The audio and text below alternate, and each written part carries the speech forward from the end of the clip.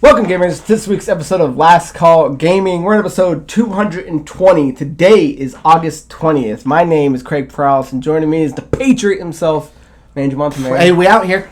Yes, we are indeed, sir. So, guys, if you are looking to join us on YouTube, make sure you like, comment, subscribe, share, hit the notification bell. If you guys are interested in following us on our social media, our Linktree link is in the description. You can check out our Facebook page, our Instagram, and if you guys are listening to the audio-only version of this podcast, you can check us out on your podcast platform of choice. So, before we dive into our main topic, I like to do now off the top, where we kind of go over some things that are happening to kind of catch you up. First of all, I got to give a big shout out to Game Over Retro Games. They're in, if you're here in Bullhead City, they're at 1812 Arizona Highway 95.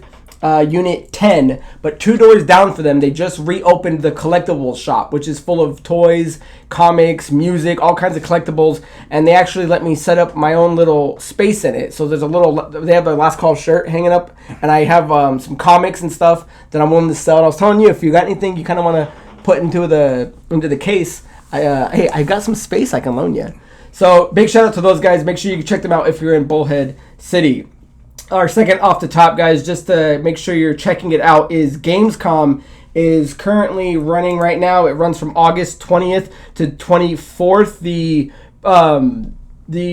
opening night was yesterday, but their big one, they're starting off on today, was for Xbox. They got a lot of stuff that they're showing. Maybe we'll recap it when it's all said and done, but there's a lot of stuff to keep your eye on. They just showed off the Xbox Ally and all the stuff it's going to be due. They just shadow dropped Rogue Prince of Persia, which is on the Game Pass Ultimate, so you can actually download it right now. I actually downloaded it. I'm looking to hopefully play it over the weekend. Anything else catch your eye? Yeah, actually there's kind of two.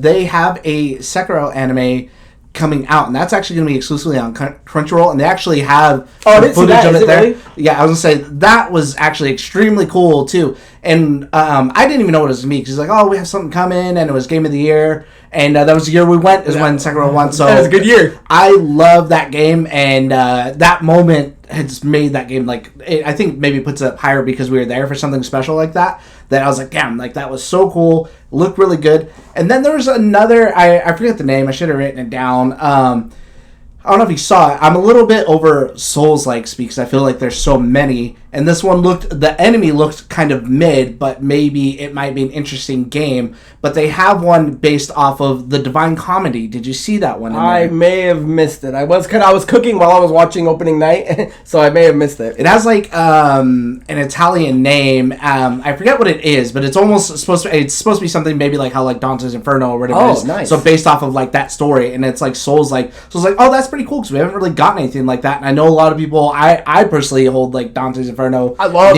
near my heart. That was a really, really good game. So, and it's a very interesting story if it's something you're familiar with, where he's traveling through all the different levels of hell. So that would make for a very good that style game. That, like I said, it shows off an enemy that I'm like, that guy seems maybe a little. I'm not too into him, but the idea is there that if I see more, I might be into it. Nice, yeah. So that is hosted by Jeff Keighley. It's in Cologne, Germany right now. Gamertag.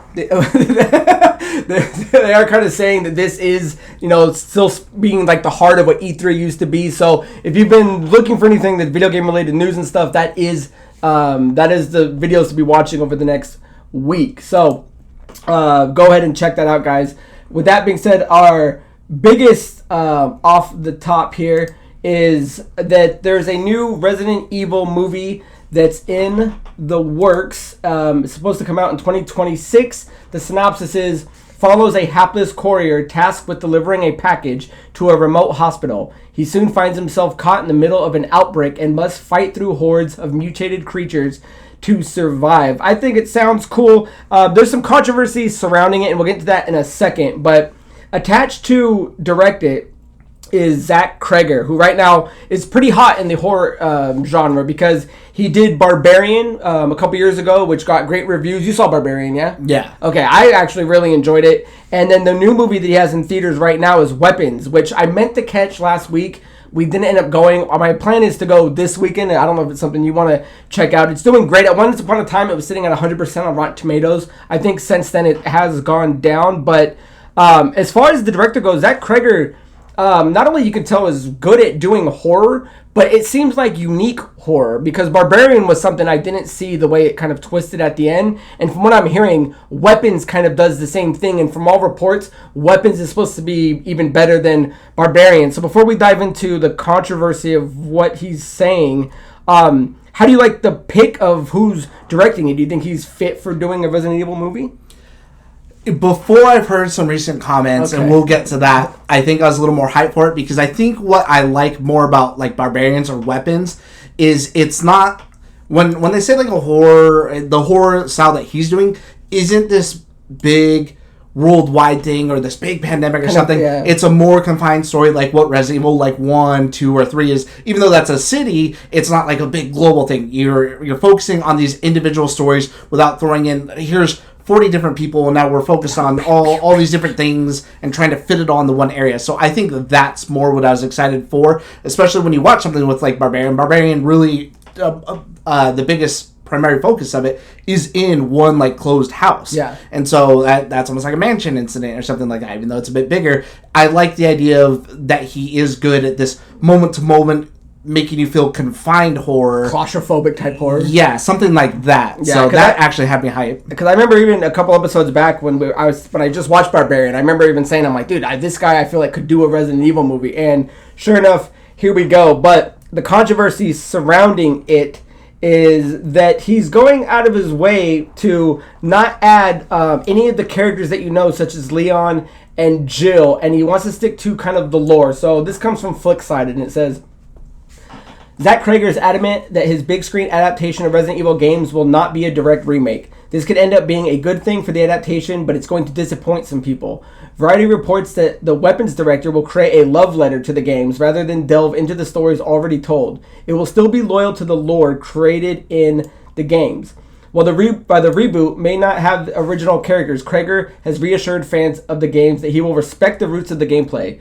It is obedient to the lore of the games. It's just a different story, the writer-director said. I'm not going to tell Leon's story because Leon's story is told in the games. Fans already have that. So anyone expecting to see Leon Kennedy or Jill Valentine will have to pick up their controller and play the games. It goes on to say, Krager's Resident Evil will be the 8th live-action movie based on the popular video games, but don't expect it to be a direct remake of the games.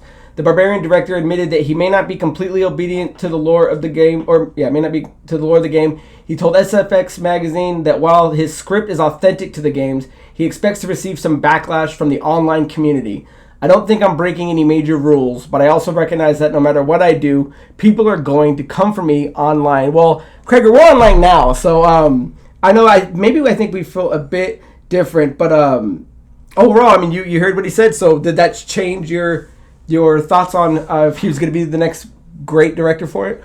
I'm extremely reserved about it, especially since we've gotten some bad things, and I try to like them in the time, and then they're not good. But I think we definitely have fundamental differences, because to me, if you don't have some of those things in there, it's not like, well, let's take an example like The Last of Us. You have The Last of Us, which is almost like a beat for beat of the game, good and bad, depending on who you talk to, with like the whole Abby situation and everything. But that is one of the highest rated, most successful shows. But it has a very unique take on zombies. Or you have The Last of Us, which is extremely high rated too. But it's a very unique take on nuclear war. It has a very set aesthetic. You say The Last of Us twice? I meant to say Fallout. Okay, that was the one I was like, wait a minute. Sorry, I meant to say Fallout.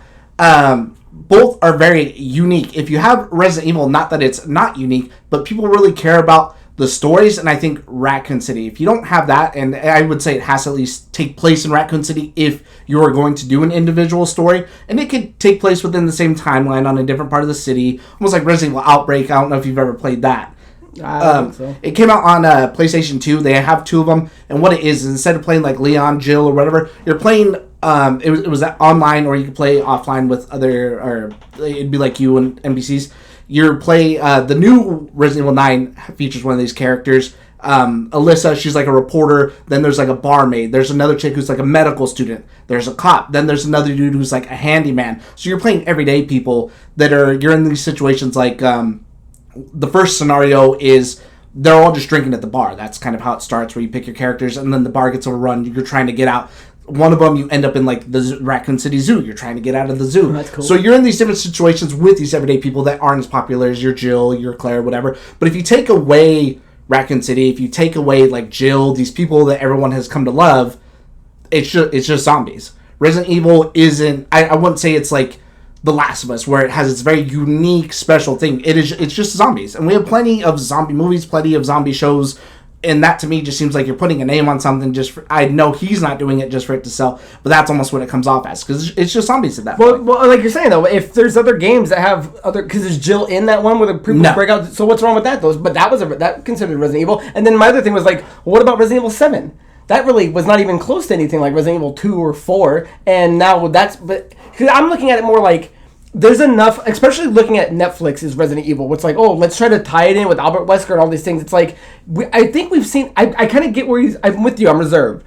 Because are you just saying, could you have called it something else and not called it Resident Evil if it's not going to have Raccoon City or the T virus or the G virus, whatever it is. And it's like, but where's the harm in making something new? Because every time we see at least certain iterations of them doing it with characters that we know, it's butchered. It's butchered bad. So, like, what Resident Evil 7 counts as Resident Evil, why can't this one be one? Yeah, but that's... And why can't he play? I was saying, that's a different kind of experience, though. That's you playing a game and something over however many amount of time versus I'm sitting here for an hour and a half. I'm not interacting with it the same way, and whether it adds to the lore. There's a lot of people who...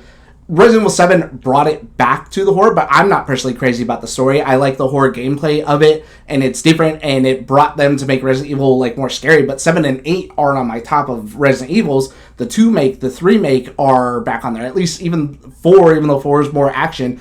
I think what a lot of people want, and maybe what they're missing from a lot of it, is you could just do 0, 1, 2, and 3 and then stop there. You don't have to go over the top with like 4 or the rest of these ones where it's global spanning. I don't know that that's what people are clamoring for. I think a lot of people are clamoring for just going back to like the basics before you jump, even though there is some like crazy stuff in there, before you jump the shark and you have people suplexing Ganados and things like that. but don't you kind of agree that there's plenty of that out there? We've already got X amount of movies with Jill and Leon. We've already got shows that didn't work. We've already got movies that nobody saw. You attach this guy on it with a new unique eye for horror. I'm interested and I'm all for it. And hearing that story, what I do think though, because I wrote down what I think is, there's probably more positives than I do for negatives. And I do like the fact that it's a new story built on a foundation. I think that's fine. We've already kind of regurgitated a lot of it so far, and it doesn't come out that well. But I do want to say, if you are going to do it, I agree with you. At least keep a cameo. There needs to be newspapers that say outbreak and this side and Officer Leon happened, or in the background, maybe get a phone call, because he's not saying they're not going to be in it. He's saying he's not telling their story.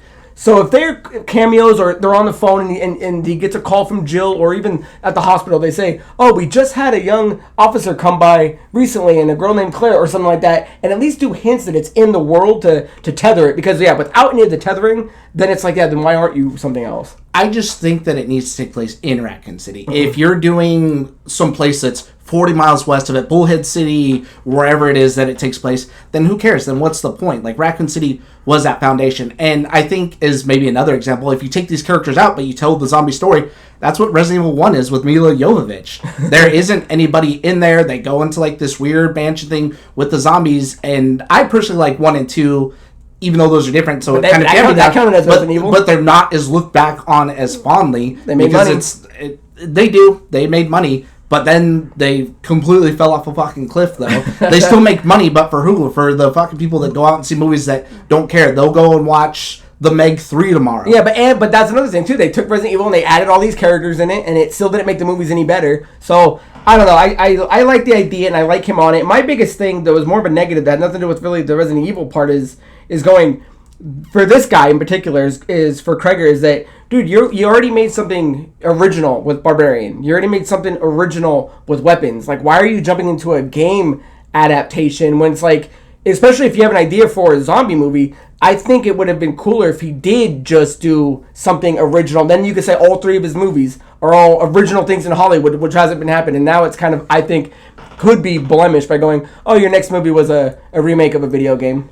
I just hope that I'm wrong about it and that he absolutely... Yeah, right now I have all the faith in the world for him, because he's, out of the 2 big horror movies we've seen him do, everything's looking great. So, and he, I was reading something else too, that he's a huge huge fan. He says they all are. Everybody says they are. He says, "Let me say this. This is not breaking the rules of the games." Craig said, "I'm the biggest worshiper of the games, so I'm telling a story that is a love letter to the games and follows the rules of the game." So, because he said that in a few different interviews, I want to know what the rules of the game mean. Let me see your Xbox or your PlayStation trophies, and let me see what games you beat. And, at least your goddamn memory card. Yeah. Let me see what you're playing. So, that's just to catch you up on what's going on with Resident Evil.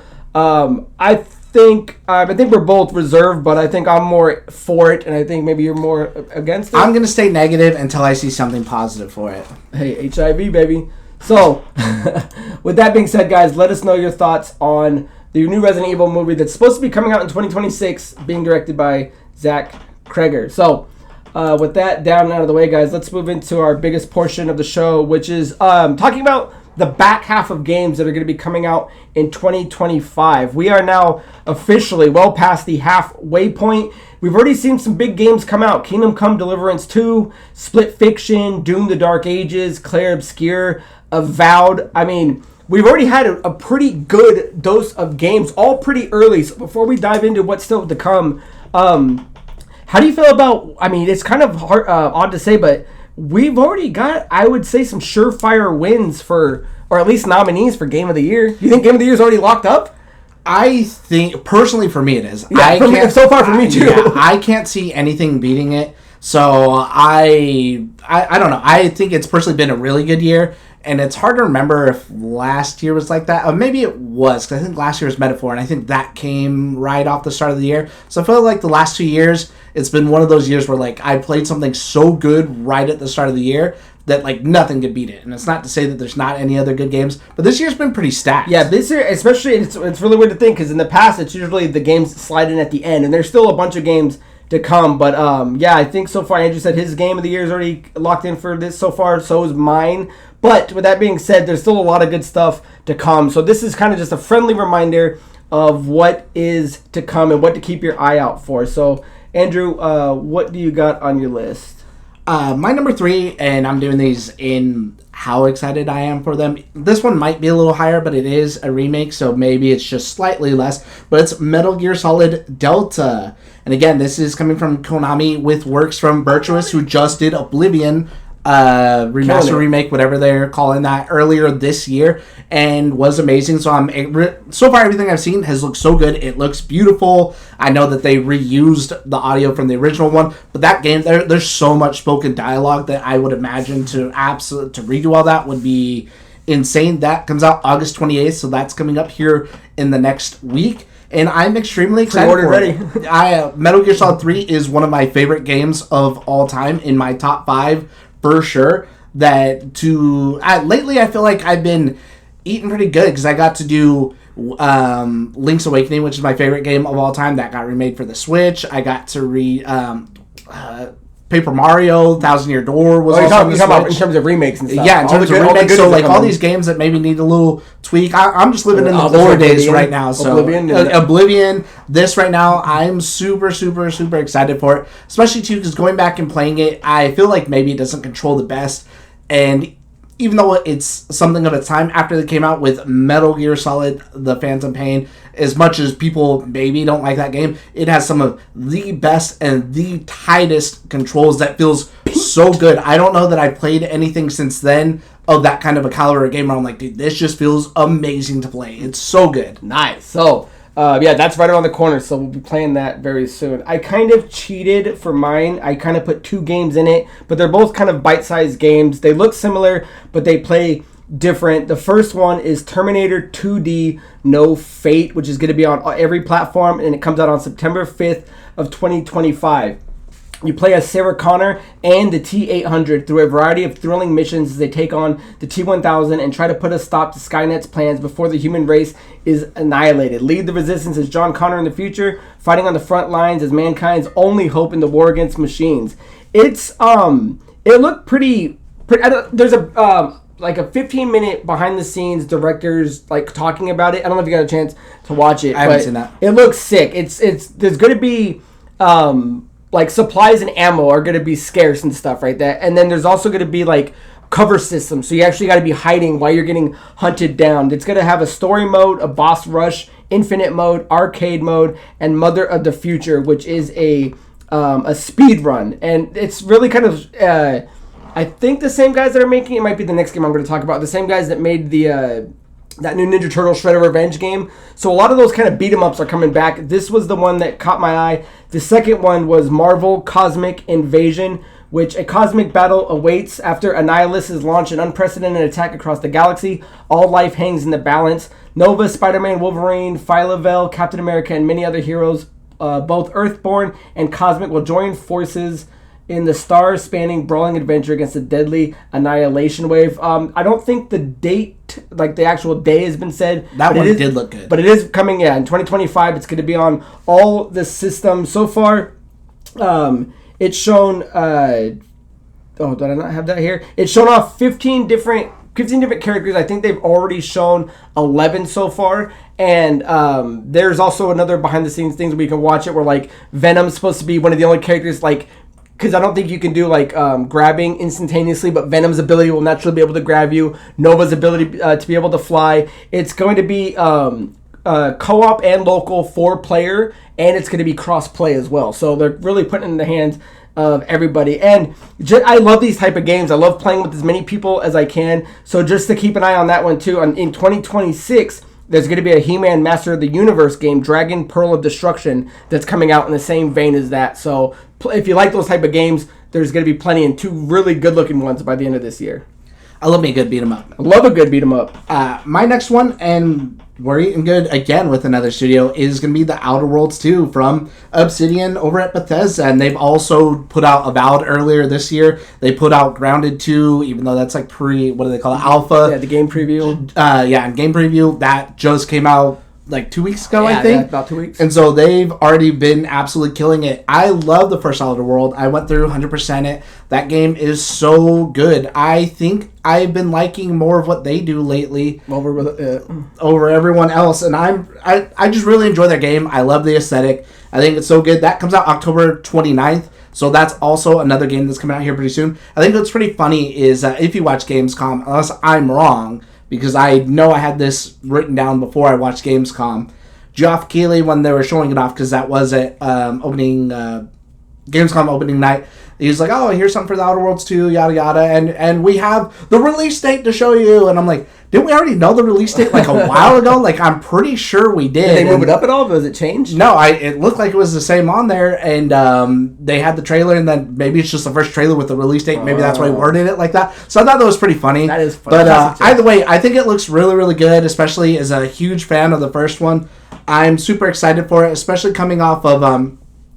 I like Starfield, but I wasn't crazy head over heels for Starfield. Same. That I think these guys have been doing a more stellar job of carrying on that name of what it means. When people used to look forward to like Bethesda RPGs, like Fallout, Elder Scrolls, that they've been killing it. So I'm super, super excited for it. Yeah, they got their Avowed with their fantasy, and they've got their Outer Worlds with their sci-fi. So they're doing pretty good in my book.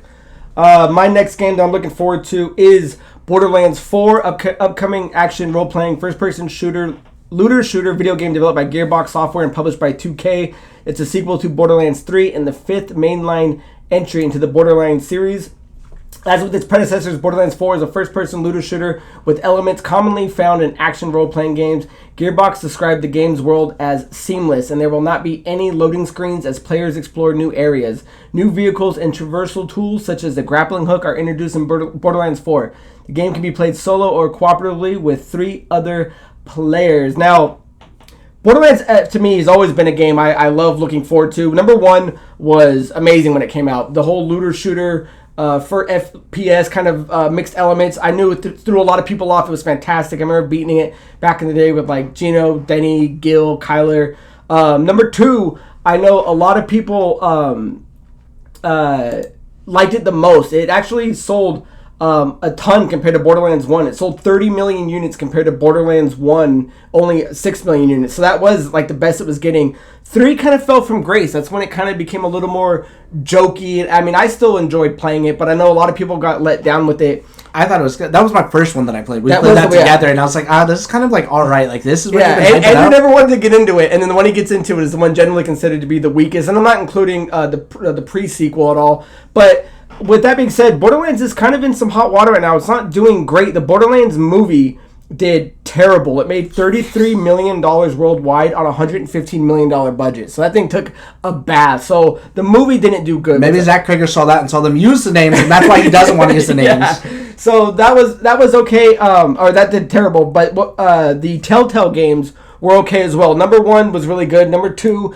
kind of flopped. The Tiny Tina games do well, even though it's kind of in its own branch. But number 4 is supposed to be a promise to, and this is coming off of a. What's the main dude's name? Who was saying that the price was going to be 80 and then they walked it back to 70. Oh, I can't think of his name. I can't think of his name off the top of my head, but so this one's promised to be more of a focus. I know it all the time. I know. We say it all the time too. It's more of a focused story. The jokes are supposed to be there, but it's not going to be taking over all the dialogue and things like that. So this seems to me like a return to form. And I love Borderlands. I love the customization. I love the classes. I love the skills. I love the guns. And more importantly, it's one of the few games I like playing with a bunch of other people. So I'm definitely looking forward to that game when it comes out. Did I say the date? I think it comes out on... It just says 2025 so far, so I don't think there's been a hard date yet, so that should be by the end of the year. I think it's supposed to be at Gamescom, so I'm sure they'll drop something then. My last one is going to be Battlefield 6. That comes out October 10th. And again, this is from a mix of studios, actually, at EA, because they got Battlefield Studios working on this, DICE. The reason I wanted to bring up the studios is because there's a very important one that's near and dear to my heart. Randy Pitchford. On this. Randy Pitchford. And that's Motive Studio. And if you're not familiar with Motive Studio, they made the Dead Space remake that I absolutely loved. I know you played it and you're not crazy into horror games. It was so good. I think you even put it in your game of the year year that it came out. And that was the only reason I didn't put it into mine. I was like, oh, you can take that one. I loved it. I'm a huge Dead Space fan, and they have not done anything since, and now they're using them to write this Battlefield 6 story, which super sucks because I really wanted more Dead Space. Now, they did just have a beta out for this, so if any of you guys have played it, it does feel like a big return to form for Battlefield. They fixed a lot of problems after the decline. A lot of people have been falling out of it because 2042 didn't launch in the best state. 5 didn't launch in the best state. I think the last one that I ended up playing was a World War I, Battlefield 1, and that was the last one I put a ton of time into. I used to play Battlefield a ton. I played it more than Call of Duty. I play Warzone, but I don't really play the Call of Duty multiplayer. This was like a multiplayer game for me that I played all the time. And I bought the other games and just fell off of them really quick because they just weren't good. They didn't feel good. They didn't feel like Battlefield anymore. And it just seemed like they were trying too much to compete with Call of Duty. But right now, this game is riding an absolutely massive wave of hype. Especially at Gamescom, they just did a Black Ops 7 reveal trailer thing for the story, and all everybody was typing in the chat was like L's or Battlefield 6, or people saying save your money and buy the upgrade for Battlefield 6. If you go on Instagram, they just have huge mindshare right now, and hopefully they can ride that success. It seems like maybe a big part of it too is they did take a step back. The person heading this up right now for the Battlefield Studios is actually... Oh, man, I could have sworn... Vince Ampella, sorry. I forgot to write his name, but I remember it on here. Vince Ampella, for those of you that are unfamiliar, he was really big at Call of Duty. He founded Infinity Ward. They worked on Call of Duty 2. They reinvented what Call of Duty is with Call of Duty 4, Modern Warfare, arguably one of the biggest Call of Duties leading into Modern Warfare 2. Then he left due to a big dispute with them and a big falling out, went over to EA, created Respawn, and then they came out with Titanfall, which was a big game too, and maybe it just came out at the wrong time. I think that's a game that, looking back, it was very unique.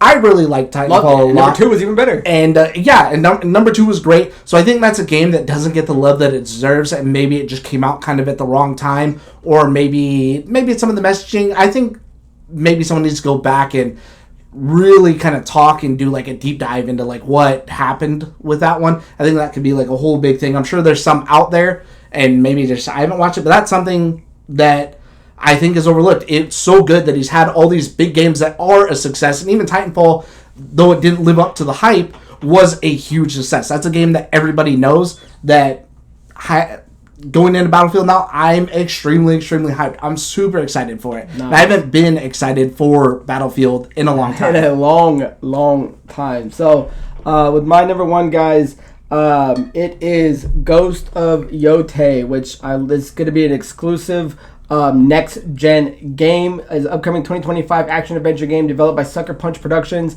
and published by Sony Interactive Entertainment. It is a standalone sequel to the 2020 game Ghost of Tsushima, and it's set to come out on October 2nd, 2025. Now, just to catch up on the premise, Ghost of Yotei centers around the theme of underdog vengeance. The story is set in the environs of Mount Yotei in Ezo in 1603, 329 years after the events of Tsushima. The main character, Atsu, is a wandering ronin who adopts the persona of an Onryu, a spirit of vengeance in Japanese folklore. Atsu seeks revenge on the Yotei Six. Oh, get out of here. Led by the renegade samurai Lord Saito, and includes the snake, Oni, Kitsune, spider, and dragon, who 16 years prior had slaughtered her family, destroyed her home, and left her for dead, pinned to a burning ginkgo tree with her father's katana. Now, on paper, does that not sound really similar to another game we just played earlier in the year? It sounds a little bit like Assassin's Creed Shadows. Right? Except for I know they'll do it better. Yeah, exactly. Yes. So, Ghost of Tsushima was my game of the year in 2020. So I'm looking forward to Ghost of Yotei by leaps and bounds. And it's weird to think we still had an Assassin's Creed game that kind of had a very similar story. I forgot it came out this year. Yeah, and it's already kind of forgettable, where I have no doubt in my mind that Ghost of Yotei will set a new bar for games like that with the action, stealth kind of things. There was a state of play a while back that showed off a lot of things, like, and I won't dive into it. It's like 20 minutes if you wanted to see it, but some of the highlights were that there was a lot new weapons and styles, and it's going to be more like, if you see somebody fighting with this weapon, switch to this to get advantages and this and that. There's going to be a time travel element, mainly meaning you can kind of switch back and forth between a past version of what she was going through and a future version, and that's going to be kind of one way to fully see what the storyline is going to be. And then the other thing they had was the quest approachability, and the structure is going to be that it's not going to be that you have to fight this person, then this person. You can really tackle it any way you want. So it's very approachable for first-timers. I still think Ghost of Tsushima has been the best version of an Assassin's Creed type art type game. So with Ghost of Yotei coming out, being not letting the last gen consoles hold it back, I think this thing's gonna be firing on all cylinders. It's taking everything they learned from Tsushima and adding all these new benefits and styles and all that and all that type of gameplay into it. Where, I mean, I already have my game of the year picked, but depending on how well Ghost of Yotei does, then there's no reason for me to not think it's easily going to be one of my top fivers. So that's everything, right? You had your number one? Yeah, I would say, unfortunately, that game's getting a lot of hate, too. There's a lot of stupid people out there. There's people talking shit, but, I mean, haters are going to hate. I mean, that's one of the things, too, is let the game speak for itself. I mean, you can't stop people that are hating on... Is it what? Mainly because it's a girl playing it now? Or it's I think that's a lot of the things that I've seen. Yeah, and I was reading that, and it's like, dude, if she's awesome, then she's awesome. So those are 6 games, and Andrew and I are definitely looking forward to. But that's not to say that there's not a bunch more games coming. There's still Chronos is coming. Final Fantasy Tactics is coming. Little Nightmares 3 is coming. I just saw another one. There was a new... Final Fantasy 7 on Xbox is coming finally for me after years. Coming. So, yeah, there's a tons of stuff, guys. So leave down below... Oh, Ninja Gaiden 4. That's what I was thinking of. Tons of stuff. So leave down below, guys, what you're looking forward to. And if any of the games we shouted out are something you're looking forward to as well. So, with that being said, guys, you made it to the end of the episode where Andrew and I like to do, what are you up to? Where we take a second, talk about what we've been playing, what we've been watching. So usually Andrew goes first, but we did kind of jointly beat a game that we'll briefly talk about. And then Andrew, you can go, then I'll finish up. So we did both recently beat Mafia: The Old Country, which is a 2025 action-adventure game developed by Hangar 13 and published by 2K. It is the 4th main entry in the Mafia franchise and the 5th game overall, and a prequel to the series taking place decades before the events of the first game. The game's, I think, is great. Is it the best Mafia game for me? No, I really liked 1 and 2. But as a prequel, I thought it did... It really set the tone of that old Italian Sicily kind of era. everything looks fantastic. When you look off into the mountains, the game looks great. It's got a really movie-like storyline. It moves from chapter to chapter, which again I love. It's a good game where it's like, okay, Did you play 3? No, 3 I never did, and I've heard now that I played this one, I probably shouldn't. But it has a very movie-like storyline. If they did adapt it into a movie, I could see this being the storyline that they take. Surprisingly, you can do really gung-ho type action. You can run in guns a-blazing, but it really seems to lean itself on a more of a stealth mechanic and sneaking into places, finding certain things. There's a ton of collectibles, so once you do beat the game, there is like an open roam, free roam thing where you can go find all the newspaper clippings and stuff like that. As far as the negatives, it did seem like it was, even Mafia, when you could go mission to mission, it did seem for how big the world was, you really were only hitting like 3 or 4 places. But again, it is limited to the valley that you're in. So I really enjoyed it. 7.75, 8 on a good day. How did you like it? I'd feel about the same. I really enjoyed it a lot too. Definitely more than 3, because I felt like 3 is when they switched to like the more open world kind of mechanic style. And I'm just like, I just feel like I'm not... There's too much of this other stuff that I'm doing that I don't like versus just being in a good moment to moment with the story like you are with 1 and 2. So I would put this up there. I really enjoyed it, especially as like being a like period piece kind of like that whole aesthetic. Like it's so good. I really enjoyed the story a lot, especially like coming up from nothing and working in the mines to still just it is a very beautiful game, but almost to a detriment sometimes, because sometimes like towards the beginning the game's beautiful. The facial animations, you're looking out the valley, this dude like goes to eat like a piece of bread that's with you, and there's like no bite taken out of the bread. I was like, bro, for how good this game look, like it's just throwing me off so much. I think my biggest negative that I don't like about it, and it's not the stealth or anything like that, it's sometimes it does feel like some of the mechanics are a little bit archaic in the terms of like it's more taking me time to do stuff that I shouldn't have to do. Like after I kill somebody, especially if I stealth kill somebody, why should I have to sit there and waste time patting down their body to get whatever it is I need off of that? Then I just stop searching people unless I absolutely needed ammo, because I'm like, dude, this just takes it's just too much time, especially when I kill, let's say 10 people in an area, and obviously you shouldn't loot them unless you need to until you're done. It's like now I have to sit here between 5 seconds to loot each person. And I'm like, bro, that's like a whole minute that I'm just sitting there patting down bodies. And then if I'm not lined up with the body just right, I'll pick up their gun instead of the gun that I wanted to use. Now I got to change that back and then pat them down again. And I'm like, bro, it's just a lot of little things that kind of added up. What was the price? What was it, 50? It did launch at $50. Worth $50? I thought it was worth $50, especially if you like the first 2. This is more in lines with that. I really, really enjoyed it. Nice. So, with that being said, guys, we both just beat it at the same time, especially our other buddy Collins and Denny 6. They just beat it. So, it seems like it's going around. It's a pretty good game. So, check it out. With that being said, what have you been up to over the last, couple weeks? As far as watching anything, I just was watching King of the Hill, the brand new, it's season 14 is what they call it. It dropped on the 4th. I actually really like it. On Hulu. I really like it a lot. Loved it. It's so good. At first, though, it did take me a little bit of like, maybe it's the art style, maybe I'm just not used to this, maybe I kind of just don't get it anymore. It wasn't until like the 3rd or 4th episode that it really clicked for me. So maybe it was just the first 2 kind of not connecting with me, because it really makes like Peggy and Hank kind of seem out of touch, that it's like, okay, like you were, I don't want to say where they were or anything, you were off doing this other stuff. There's no way they didn't have that in that area either. That it's like, you almost just seem like you came out of, what's that movie with Brendan Fraser where his dad's Christopher Walken and they live in the bomb shelter? Out of time? Blast from the Past. Blast from the Past, yeah. So it's like, are you like Blast from the Past? Like you were just like living in a bomb shelter and now you're coming out? But after, like I said, the 3rd or 4th one, it's classic King of the Hill. It's just so good. Everyone's kind of, it's got that same feeling of why you fell in love with it, I think, with the first time. And I don't know anything else that's like, okay, it's been gone from TV for like 20 years now, and coming back. Beavis and Butthead kind of did it too, but it's Mike Judge. It's the same guy. And even when it came back, though, I don't know that people loved it the way they did then with the originals. Right. When people put this up as like, no, this is just as good. Right. I watched it too, and I loved everything about it. Again, the voices are a little different because some people passed away, so they had to be replaced. But there's no excuse for how bad Khan was, dude. Calm didn't even sound remote. Like Dale Gribble is voiced by someone else who I think was the guy that did Calm. It's only part of it, but you can tell because that was kind of a hang up for me.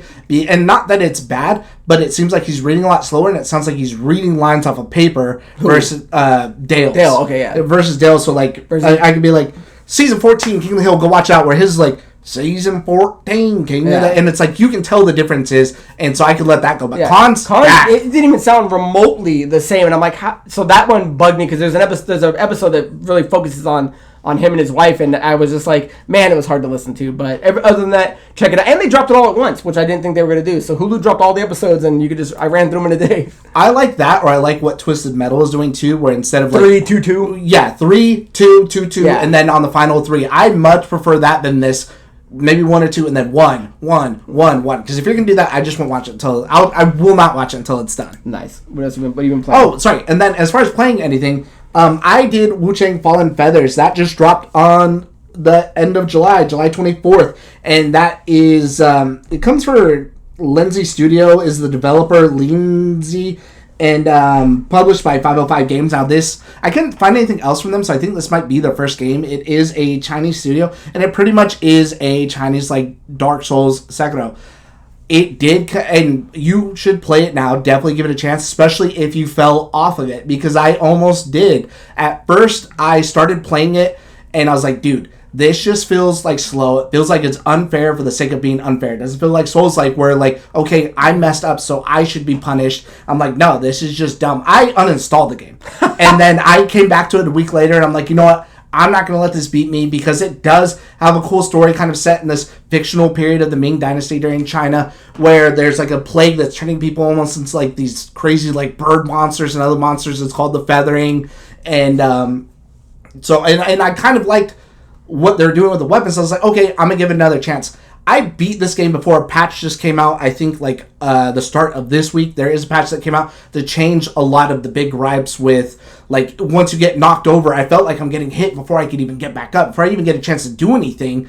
Or like healing, I get you should do it at certain times, but it just felt ridiculously slow to be slow for the sake of being slow. They fixed a lot of people's gripes. So if you fell off and you didn't want to beat your head against the wall, do it. I beat my head against the wall with this thing, and now I'm debating on going back and 100%ing it, because there were a lot of things that I liked with it. One, I just liked the overall story. I thought it was really good. I thought they did a good job. It's not like From Software quality, but I would say it's almost there. It's definitely not better than Lies of P, but I would put it up there. It's more enjoyable than something like, let's say, I tried Lords of the Fallen and The Lords of the Fallen. I didn't care for those. This one I actually really liked a lot. There's a bunch of different weapon. There's 5 different weapon types that you could use, and it's on this big spec tree that I really liked, because you can swap weapons, and they kind of so like if you're boosting your strength into a stat out of one, it still applies strength to the other.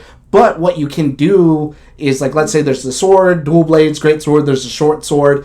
You can respec, and you don't have to do the whole tree. You can just bring back all the tree from the great axe, because I got done using the axe and I wanted to use the long sword. You get all your points back, and then you can build everything into the normal, into the long sword as well. So I like that idea better than, fuck, I wasted all these points into this playstyle that I don't think is working for me. Now I have to sit here and go grind out all these enemies for however long, so now I can go off in this direction. Like, no, you can just reset yourself and then rebuild out the spec tree in that way. And it's pretty easy. It does take, I don't want to say a little bit of time. It'll take you a few minutes, because you're kind of just going AAA through like all the skills that you want. But I did experiment a lot with weapons versus finding something that I really like and then just sticking with it like I normally do with these kinds of games. Right. So I definitely highly recommend giving it a chance if it's something that you're into, especially after the big patch they just did that I've heard has made a lot of things way better. Nice. I'm glad you stuck it out, because it's it doesn't seem like it's going to be something to pick up and play for me. I'm curious if like how you're going to like Black Myth Wukong when you finally get a chance to play that. Yeah, I'm looking forward to that one too. Nice. Can you hear Asher huffing and gruffing? I can hear him. I did. My dog's against the door, and he's getting antsy. He wants to go play. So as far as what I've been watching, a friend of mine, Daniel, told me about Solo Leveling, and I did hear things about it before, but he really told me to watch it. It's on Crunchyroll. There's 2 seasons.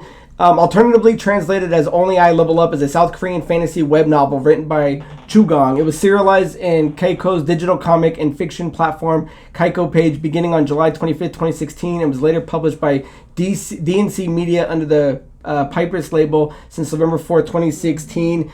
2 seasons are out. The 3rd season I know is coming. They said between 2026 to as late as 2028.